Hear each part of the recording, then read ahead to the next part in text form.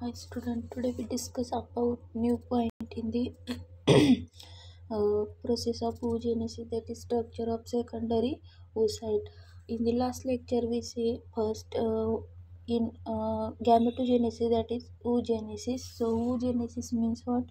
Process of formation of haploid female gamete, that is egg or ovum, from diploid germinal epithelium. This process is called as oogenesis. आपण काय पाहिलं?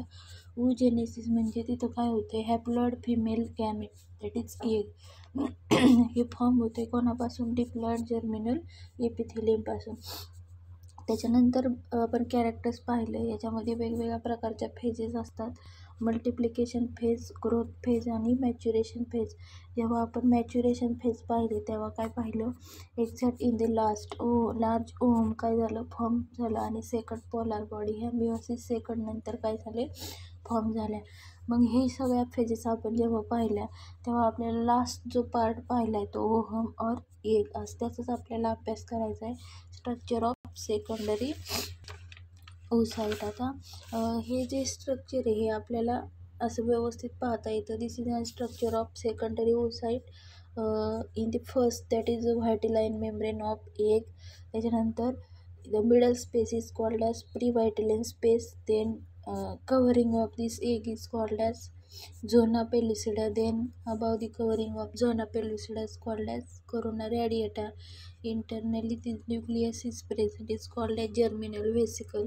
And last one is the first polar body. हे सगळे characteristics आपण काय करणार आहेत? व्यवस्थित one by one secondary structure आपण जेव्हा पाहणार आहे त्या कॅरेक्टरिस्टिक्समध्ये पाहणार आहोत. तर we see one by one characteristics of this secondary oocyte.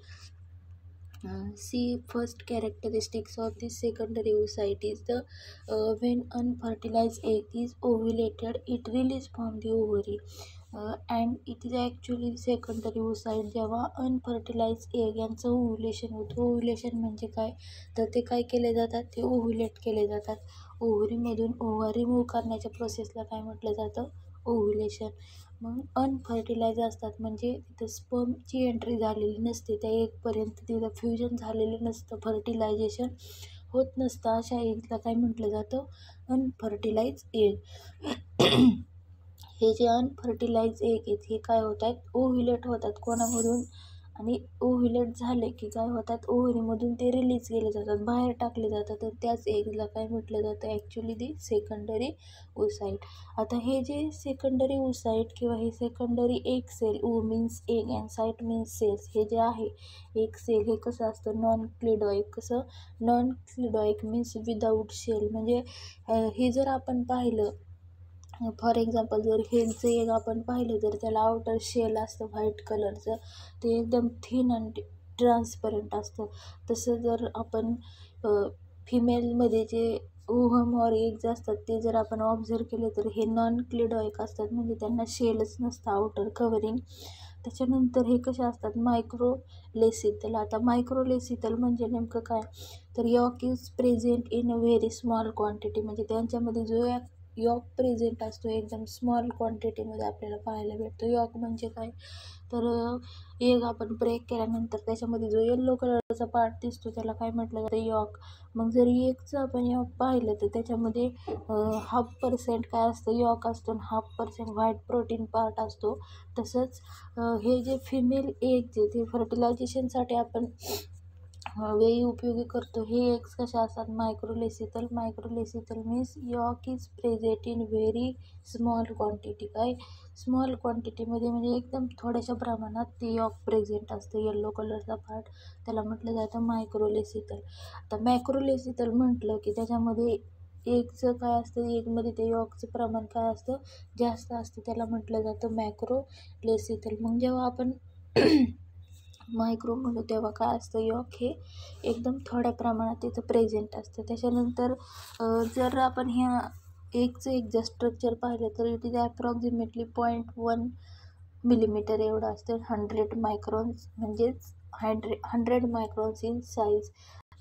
हे एक एकदम छोटं असतं. 1 मिलीमीटर म्हणजे 100 मायक्रॉन एवढी त्या एगची साईज असते. आणि जर आपण त्या एगचं स्ट्रक्चर पाहिलं, आता इथं ते स्ट्रक्चर आपल्याला मोठं दिसतं, पण एक्झॅक्ट हे स्ट्रक्चर आपल्याला मायक्रोस्कोपिक पाहायला भेटतं. म्हणजेच 0.1 मिलीमीटर एवढी काय असते त्याची जी साईज असते ती, म्हणजेच 100 मायक्रॉन्स एवढी साईज असते. आणि हे स्ट्रक्चर आपण पाहिलं तर हे स्ट्रक्चर कसं दिसतंय, राऊंडेड दिसते. कसं दिसते, rounded and non motile and haploid female gamete. आणि हे कसं आहे, डिप्लॉइड नाही आहे, हॅप्लॉइड आहे. म्हणजे आपल्याला डिप्लॉइडकडून हॅप्लॉइड काय भेटत आहेत, डिव्हिजन झाल्याच्या नंतर हे एक सेल तयार झालेले दिसतात. म्हणजेच आपण ह्या एकचं कॅरेक्टरिस्टिक सांगताना पहिलेच काय सांगितलं, हे एग्स कधी रिलीज होतात, सेकंडरी ओसाईटचे, जेव्हा अनफर्टिलाइज एग हे ओव्ह्युलेट होतात it release into the ovary and it this actually the secondary oocyte. हे झालं आपलं फर्स्ट कॅरेक्टर. हे जे एग्स आहेत हे कसे असतात, non cleidoic means without shell, यांच्यामध्ये आउटर कव्हरिंग नसते. आणि त्याच्याचबरोबर हे एग्स कसे असतात, मायक्रोलेसिथल म्हणजे दी यॉक आहे, यॉक कुठं प्रेझेंट असते, yolk is present in very small quantity, म्हणजे एकदम कमी प्रमाणात तो येल्लो कलरचा पार्ट असतो, म्हणून त्याला म्हटलं जातं मायक्रोलेसिथल. आणि जर या एगची आपण साईज पाहिली तर इट इज एकदम small egg, that is 0.1 millimetre in 100 मायक्रॉन्स एवढी त्याची काय साईज असते. त्याच्यानंतर याचे जर आपण एक्झॅक्ट स्ट्रक्चर पाहिलं तर हे एक आपल्याला कसं दिसतंय, एकदम राऊंडेड दिसतंय. त्याच्यानंतर हे जे एग्ज असतात फिमेल एग्ज ओजेनेसिसमध्ये, हा जो सेकंडरी ओसाईट हे नॉन मोटाईल असतात, they do not move easily one place to another place, म्हणून त्यांना म्हटलं जातं नॉन मोटाईल. त्याच्यानंतर हॅप्लॉइड फिमेल गॅमेट, आणि हे जे एक आहे हे एकदम सिंगल असतं, हॅप्लॉइड फिमेल गॅमेट. त्याच्यानंतर जर आपण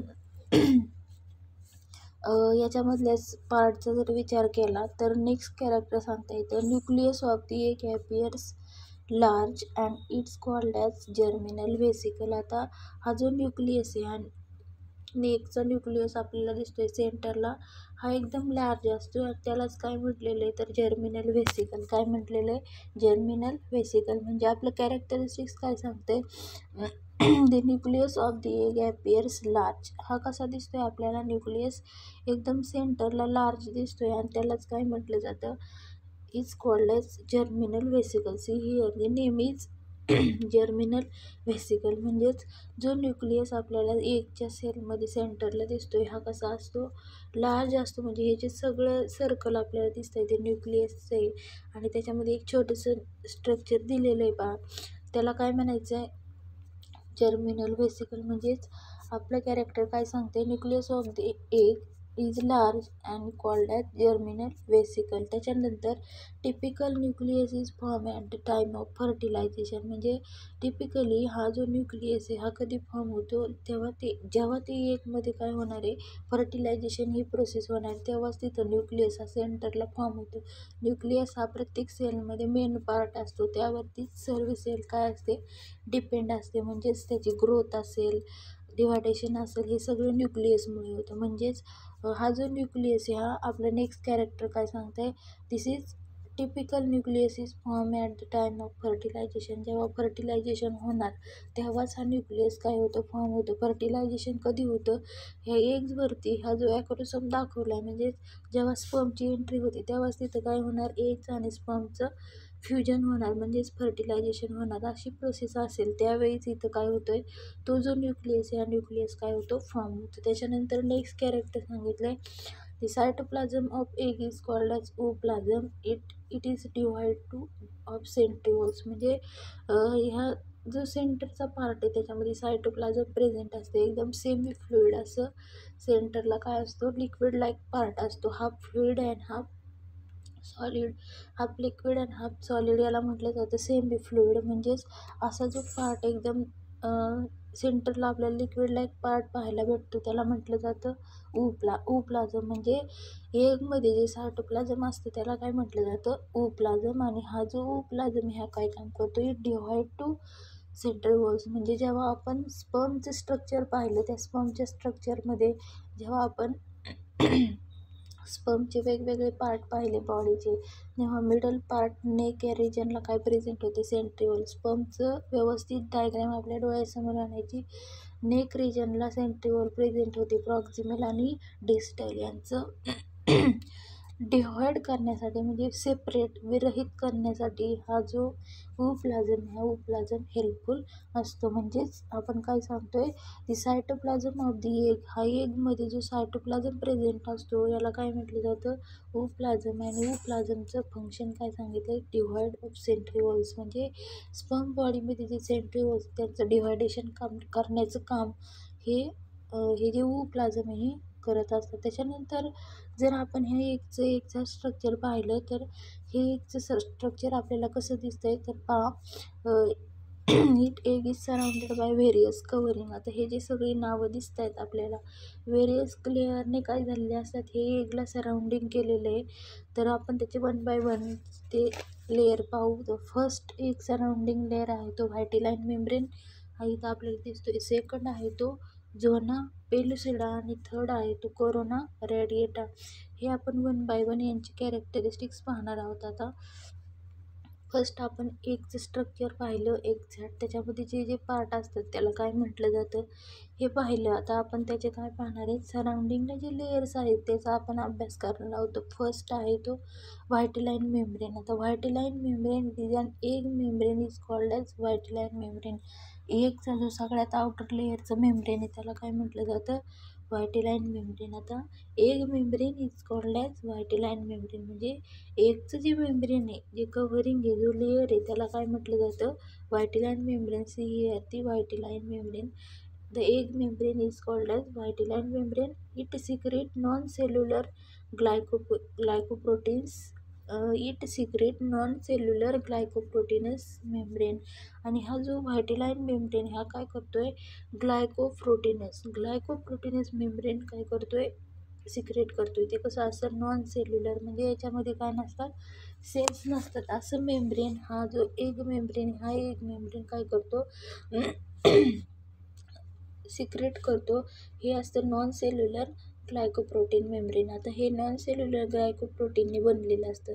तर हा ग्लायकोप्रोटीन काय करतोय, हा जो केमिकल आहे ग्लायकोजन प्लस प्रोटीन, हा काय करतो, help to live sperm 12 hours. म्हणजे ते स्पर्मची एंट्री त्या एग्जवरती आली, त्यांना लाईव्ह त्यांचा लाईफ स्पॅन टिकून ठेवण्यासाठी किती काळ, 12 hours. त्याच्यासाठी हा ग्लायकोप्रोटीन हेल्पफुल असतो.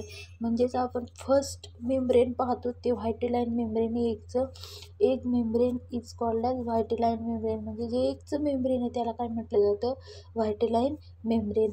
एगच्या कव्हरिंगला काय म्हटलं, व्हायटिलाइन मेम्ब्रेन. आणि हा व्हायटिलाइन मेम्ब्रेन काय सिक्रेट करतो, it secrete non cellular glycoprotein membrane. Non cellular glycoprotein membrane हा असा ग्लायकोजन प्रोटीन आहे, हा काय करतो, to help to sperm live in 12 hours. म्हणजे स्पर्मला 12 तास जिवंत राहण्यासाठी हा ग्लायकोप्रोटीन, हा नॉन सेल्युलर लेअर हा हेल्पफुल असतो. आणि तो कधी फॉर्म होतो, जेव्हा एग मेम्ब्रेनला व्हायटिलाइन मेम्ब्रेन म्हटलं आणि व्हायटिलाइन मेम्ब्रेन काय सिक्रेट करतं, non cellular glycoprotein membrane.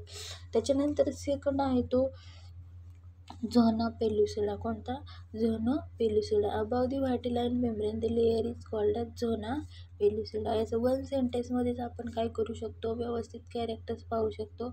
Above the vitelline membrane, above the vitelline membrane the layer is called as zona pellucida. Above the vitelline membrane. आता झोना पेलुसिडा हे नाव आपल्याला दिसतंय.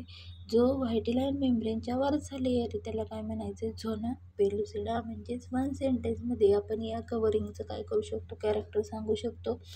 झोना pellucida. Above the vitelline membrane the layer is called as zona pellucida. Vitelline मेम्ब्रेनच्या वरचा जो layers असतो त्याला काय म्हटलं जातं, झोना पेलुसिडा.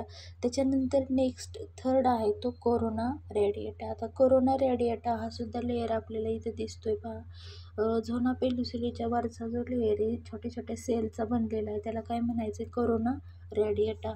2 लेअर आपण कंप्लीट केलेले आहेत, व्हायटिलाइन मेम्ब्रेन आणि झोना पेलुसिडा. आता कोरोना रेडिएटा हा आपण लेअर पाहणार आहे. outer to zona pellucida from several radially elongated cells called as corona radiata. outer to zona pellucida म्हणजे झोना पेलुसिडा हा व्हायटेलाईन मेम्ब्रेनच्या वरचा पार्ट आहे. त्याच्यानंतर नेक्स्ट आपण पाहतोय corona radiata. Outer to zona pellucida form several radially elongated cells. सेंटरमधून radially काय झालेत, इलॉंगेटेड सेल्स फॉर्म झालेत झोना पेलिसुडाच्या वरती. It called as corona radiata. त्याला काय म्हटलं जातं, कोरोना रेडिएटा. आता त्याच्यानंतर नेक्स्ट कॅरेक्टर आपल्याला सांगितले, this cells derive from innermost granulosa cell. आता ह्या ज्या सेल्स आहेत ह्या झोना पेलिसुडाच्या ह्या रेडियली इलॉंगेटेड सेल्स आहेत. आणि ह्या रेडियली इलॉंगेटेड सेल्स कधी डिराईव्ह होतात, these cells are derived from innermost granulosa cell. आता जेव्हा आपण एक्झॅक्ट स्ट्रक्चर पाहिलं ग्राफियन फॉलिकलचं स्ट्रक्चर आपण ओव्हरी ह्या फिमेल रिप्रोडक्टिव्ह पार्टमध्ये पाहिलं, तेव्हा जो ग्रॅन्युलोसा सेल, ह्या ग्रॅन्युलोसा सेलचा आउटर कव्हरिंग आहे कोरोना रेडिएटा या प्रोसेसवरती. म्हणजेच this cells are derive from innermost granulosa cell. म्हणजे हा ज्या कोरोना रेडिएटाच्या ज्या इलॉंगेटेड सेल आहेत, रेडियली इलॉंगेटेड सेल, इथं पण आपल्याला कोरोना रेडिएटा दिसतोय ग्राफियन फॉलिकलमध्ये.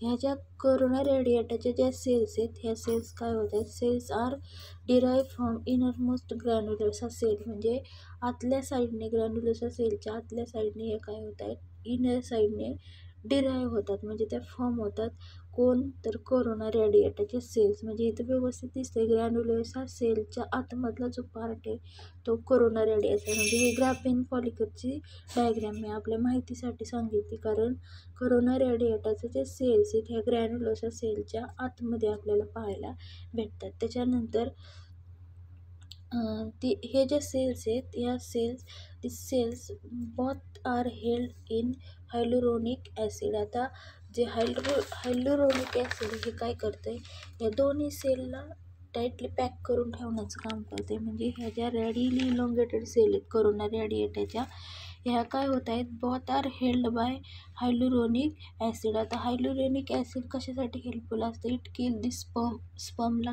किल करण्यासाठी हे हायलुरोनिक ॲसिड या कोरोना रेडिएटाचे सेल्स काय करतात, फॉर्म करतात. This cells are derive from innermost granulosa cells. आणि ह्या जे सेल्स आहेत both cells are held by hyaluronic acid. म्हणजे ह्या दोन्ही सेल्स ह्या ॲसिडमध्ये ठेवल्या जातात, हायलुरोनिक ॲसिड. तर या ॲसिडचा उपयोग काय होतो, it kill the sperm but in sperm present hyaluronidase enzyme. आणि हे काय होत आहे, डू नॉट ब्रेस्ट. म्हणजे जेव्हा ह्या कोरोना रेडिएटाच्या सेल्स काय करतात, स्पर्मला किल करण्याचं काम करतात. म्हणजे ते प्रयत्न करत असतात. कशामुळे करतात, तर त्यांच्यावरती त्या सेल्सवरती काय असतं, या एक सेलवरती हायलुरोनिक ॲसिड प्रेझेंट असतं. परंतु हे जे स्पर्म आहेत ह्या स्पर्मकडं कोणतं एन्झाईम असतं, तर हायलुरोनायडेज ही एन्झाईम आपल्याला त्या स्पर्मकडे पाहायला भेटतं. आणि त्याच्यामुळे ते काय होत नाहीत, ब्रेक होत नाहीत. जरी एक सेलने प्रयत्न केला हायलुरोनिक ॲसिडमुळे, परंतु त्यांच्याकडे हायलुरोनिडेज एन्झाईम असल्यामुळं ते काय होत नाहीत, ब्रेक होत नाहीत. त्याच्यानंतर नेक्स्ट आपल्याला कॅरेक्टर सांगितलं आहे, between the vitelline membrane and the zona pellucida fluid filled space is called as pre vitelline space. आता प्री व्हायटेलाईन स्पेस आपल्याला एकमध्ये व्यवस्थित दिसतोय पहा, इथं सेकंड नंबरला प्री व्हायटेलाईन स्पेस पाहायला भेटतोय. हा कोणाच्या मध्ये, between the vitelline membrane and zona pellucida. म्हणजे आउटर आणि इनर ह्या दोन्हींच्या मधला जो स्पेस आहे त्याला काय म्हणायचं आहे, प्री व्हायटेलाईन स्पेस. काय म्हणायचं आहे, प्री व्हायटेलाईन. म्हणजे एक मेम्ब्रेनच्या प्री म्हणजे अगोदरचा स्पेस. म्हणजेच नेक्स्ट कॅरेक्टर आपण काय सांगतोय, between the vitelline membrane and zona pellucida fluid filled space. या दोघांच्या मधला फ्लुइड फिल्ड म्हणजे एकदम लिक्विड लाईक जो स्पेस आपल्याला पाहायला भेटतोय त्याला काय म्हटलं जातं, प्री व्हायटेलाईन स्पेस. त्याच्यानंतर नेक्स्ट आपल्याला पाहायचं आहे, फर्स्ट पोलार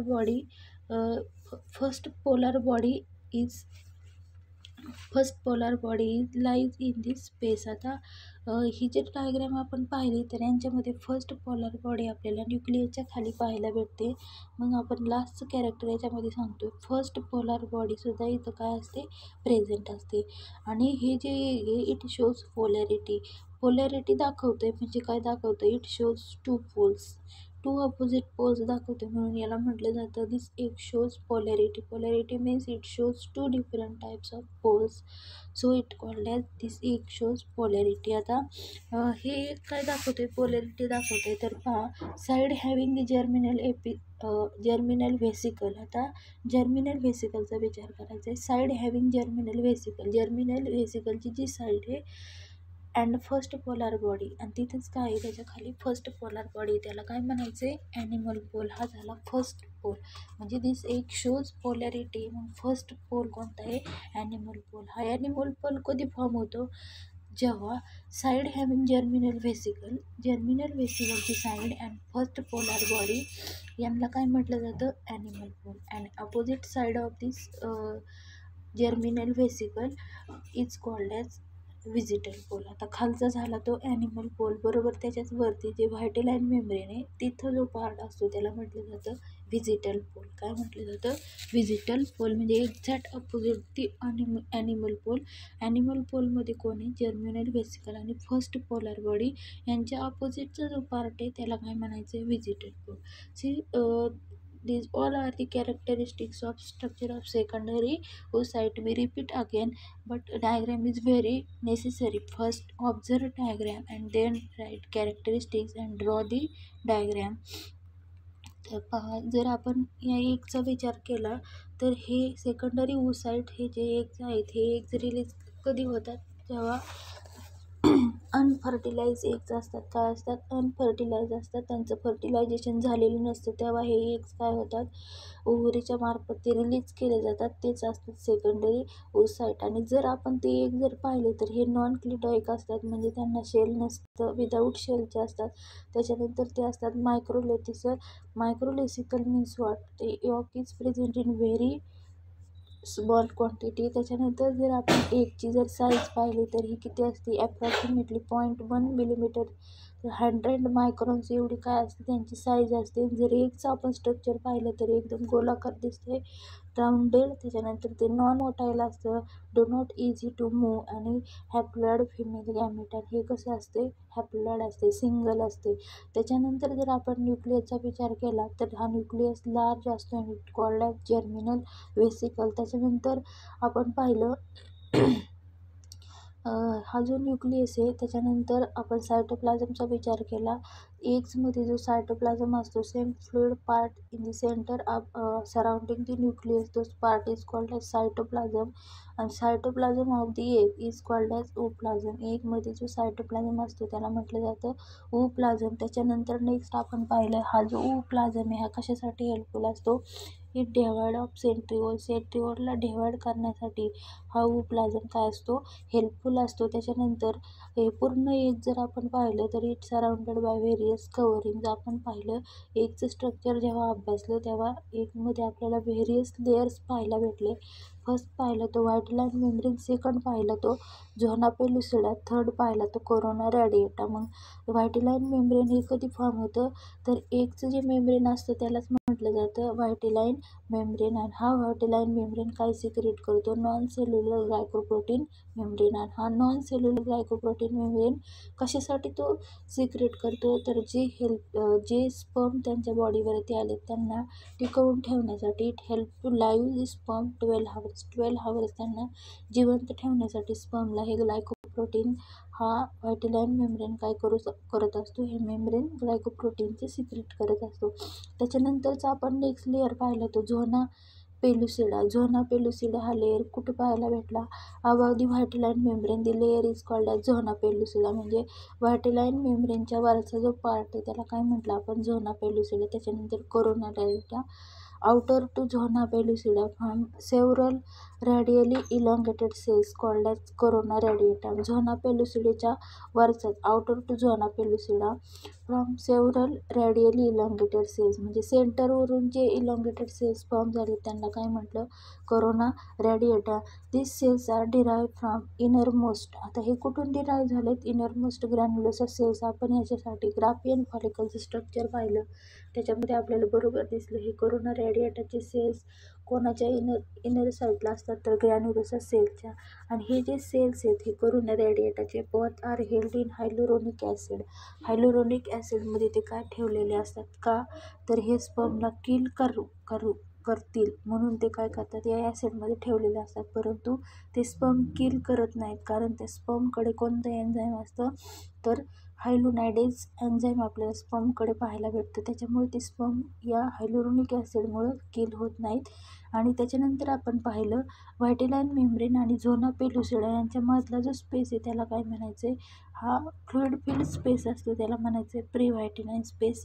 त्याच्यानंतर आपण जर एगचं स्ट्रक्चर पाहिलं तर या एगच्या स्ट्रक्चरमध्ये सगळ्यात लास्टचा पार्ट होता first polar body. First polar body lies in this space.